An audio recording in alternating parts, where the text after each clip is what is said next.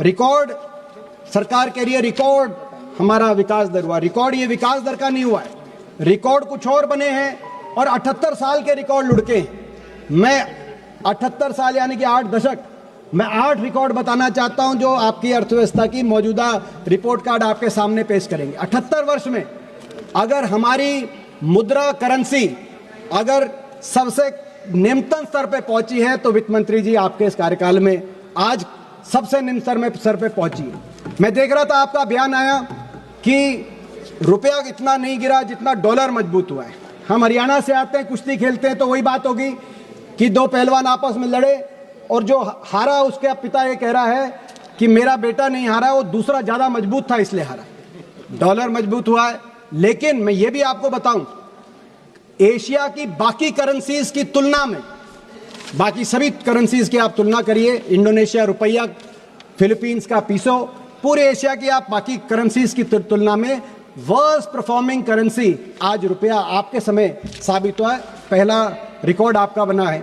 दूसरा रिकॉर्ड आपका बना है, बधाई आपको दूसरे रिकॉर्ड की, करंट अकाउंट डेफिसिट, यानी कि व्यापार का घाटा, कितना निर्यात और कितना आयात है, उसमें अगर करंट अकाउंट डेफिसिट 78 साल का सबसे ज्यादा एक महीने का रिकॉर्ड किया गया है तो इस साल के अक्टूबर में 41.7 बिलियन डॉलर्स, ये रिकॉर्ड 78 साल का आपने दूसरा बनाने का कार्य किया। और यही नहीं, ये जो आज 1.3% जीडीपी का करंट अकाउंट डेफिसिट है, अनुमानित अगले वर्ष ये बढ़कर 1.7% जीडीपी का होने जा रहा है। तीसरा रिकॉर्ड आपने 78 साल का बनाया है इनइक्वालिटी में, गरीब और अमीर के बीच में अंतर में।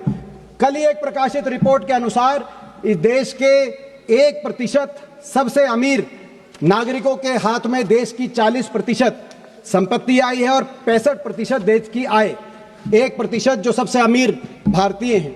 ये गरीब और अमीर में असमानता का 78 साल का ही नहीं, 100 साल का रिकॉर्ड, 1922 से आंकड़े अर्थशास्त्री इन आंकड़ों को ध्यान देते हैं। 100 साल का गरीब और अमीर का अंतर आपने नया रिकॉर्ड बनाने का काम किया। एक और रिकॉर्ड जो पंकज चौधरी जी आपके एमओएस यहाँ पे उपस्थित हैं, उन द्वारा राज्यसभा में एक उत्तर दिया गया, उनको बधाई भी देते हैं, उनका अच्छा आपकी पार्टी में पदोन्नति होने जा रही है। राज्यसभा में आपने उत्तर दिया कि पिछले 10 साल में 16 लाख करोड़ राइट ऑफ हो गया। और ये किसका राइट ऑफ हुआ? ये इसमें कॉर्पोरेट का राइट ऑफ हुआ, किसान का, सब जानते हैं। यूपीए के समय हमने 78,000 करोड़ किसान का एक साथ कर्ज माफी किया था। आपके समय 16 लाख करोड़ पिछले 10 साल में, यह भी 78 साल का एक और रिकॉर्ड, चौथा रिकॉर्ड जिसको मैं कहूंगा। पांचवा रिकॉर्ड, हमारी देश की अर्थव्यवस्था में इतनी मोनोपोलीज और इतनी डियोपोलीज प्राइवेट सेक्टर को कभी नहीं मिली जितनी आपकी सरकार में। आज हम क्या देख रहे हैं? हवाई चप्पल से हवाई जहाज तक बैठने का आपने सपना दिखाया, लेकिन हमारे समय एविएशन सेक्टर के अंदर कंपटीशन था। Jet, Kingfisher, spice jet, air Asia, Vistara, GoAir, अब क्या है? 65% मार्केट शेयर अकेला इंडिगो को और 26% एयर इंडिया को, दोनों मिला के 91% मार्केट शेयर। दोनों वो आपस में बात करके अगर रेट तय कर दें, हमारे देश के हवाई यात्री के पास कहीं पेटिशन का मौका नहीं। इसी को कहते हैं ड्यूओपोली और मोनोपोली। और केवल एक सेक्टर तक सीमित नहीं है, टेलीकॉम सेक्टर में जहां हमारे समय डोकोमा, यूनिनोर, एयरसेल, वोडाफोन, आइडिया, जियो, एयरटेल, अब सब समाप्त, केवल 2 रह गई। जियो और एयरटेल दोनों मिलाकर अगर हम मार्केट शेयर देखें, 80% टेलीकॉम का मार्केट शेयर केवल जियो और एयरटेल के पास। आपस में वो तय कर लें तो कंज्यूमर के पास कहीं जाने का कोई रास्ता नहीं। इसी तरीके से मैं एक आपको उदाहरण देना चाहता हूं वित्त मंत्री जी।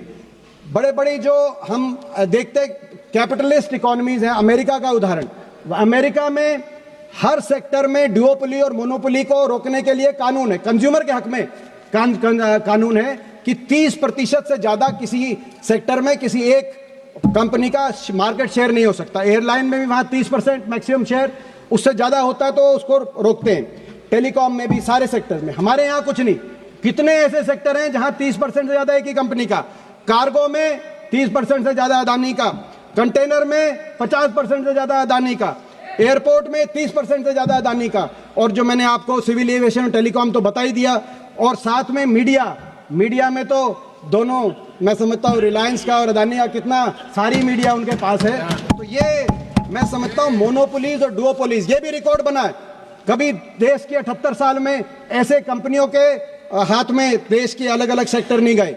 छठा रिकॉर्ड अनएम्प्लॉयमेंट पैटर्न जब से पिछले कई दशकों से एक दिशा में जा रहा था, एक संदर्भ में। क्या संदर्भ में? लोग मैन्युफैक्चरिंग सेक्टर में जा रहे थे और कृषि क्षेत्र से आ रहे थे। एग्रीकल्चर सेक्टर में हमारी जो वर्कफोर्स है उसकी संख्या घट रही थी और मैन्युफैक्चरिंग में बढ़ रही थी। लेकिन आपके सरकार में पिछले 3 वर्ष में ये ट्रेंड चेंज हो गया। अगर पिछले 3 वर्ष में देखें तो मैन्युफैक्चरिंग सेक्टर में जहां 2014 में यूपीए के टाइम में 12.8% लोग मैन्युफैक्चरिंग सेक्टर में काम करते थे, आज वो घटकर 11.5% ही मैन्युफैक्चरिंग सेक्टर में रह गए। और कृषि क्षेत्र के अंदर जो उस समय कृषि क्षेत्र में 42% 2014 में, आज वो बढ़कर 46% आ गए। यानी कि ये ट्रेंड बदल गया और लोग मैन्युफैक्चरिंग और सर्विस सेक्टर से वापस कृषि क्षेत्र के अंदर जो जा रहे हैं, ये मैं समझता हूं बहुत चिंताजनक हमारे देश के लिए ये एक ट्रेंड है, जिसको जो मैन्युफैक्चरिंग सेक्टर को बढ़ाने देने की आप ये बात करते हैं। इसके बाद हमारा एम्प्लॉयमेंट सातवां रिकॉर्ड, 6 रिकॉर्ड मैंने बताए, 78 साल के जो रिकॉर्ड बनाए आपने। 7वां रिकॉर्ड डेट। आज तक कभी देश की सरकार और सारे जितने हमारे प्रदेश की सरकारें हैं सब पे मिलाकर इतना कर्जा नहीं चढ़ा। एक कहावत होती है गांव देहात में कि कर्ज लो और घी पियो, बाद की चिंता किसको करनी जाए, ऊपर पहुंच जाएंगे। जो कर्ज लेके घी पीते हैं उनका क्या हाल होता है सब पता है, सारी अर्थव्यवस्थाओं का। आपके समय इतना डेट हो गया। आज मौजूदा स्थिति यह है कि स्टेट्स और सेंटर को मिलाकर टोटल डेट हमारे देश में 82% जीडीपी का डेट है। और ये जितनी भी समकक्षीय हमारी अर्थव्यवस्थाएं हैं, जिसमें डेवलपिंग नेशंस आप कहिए या पर कैपिटा इनकम के हिसाब से जो समकक्षीय हैं, Philippines, Vietnam, Indonesia, Bangladesh, Sri Lanka, Pakistan, जितनी भी साउथ अफ्रीका, ब्राजील, अर्जेंटीना, किसी में भी 30-40% से डेट ज्यादा नहीं है।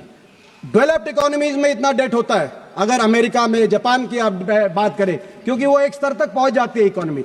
मगर हमारी देश की अर्थव्यवस्था और ये डेट जो है, ये डेट अब रिसेंटली आप डेट किस बात के लिए ले रहे हैं? चुनाव जीतने के लिए डेट ले रहे हैं। बिहार में मतलब आप कर्जा ले रहे हैं और चुनाव जीतने के लिए कर्जा ले रहे हैं। बिहार में आपने क्या किया?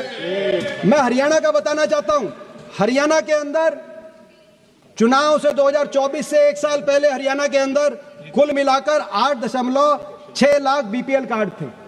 चुनाव के लिए आपने बीपीएल कार्ड की संख्या बढ़ाकर 52 लाख कर दी और हरियाणा के 2.53 करोड़ मतदाताओं में से 2 करोड़ बीपीएल बन गए। मतलब हरियाणा की आबादी 75% चुनाव के समय, विधानसभा चुनाव के समय आपने 75% below the poverty line declare कर दी।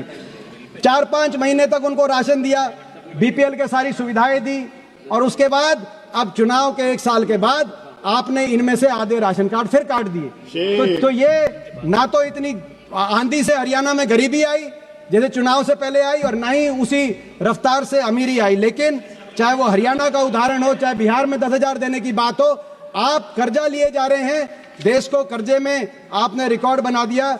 और भाई इसी के साथ जो आपका 8वां ये कर्जे वाला 7वां रिकॉर्ड और 8वां रिकॉर्ड प्रदूषण।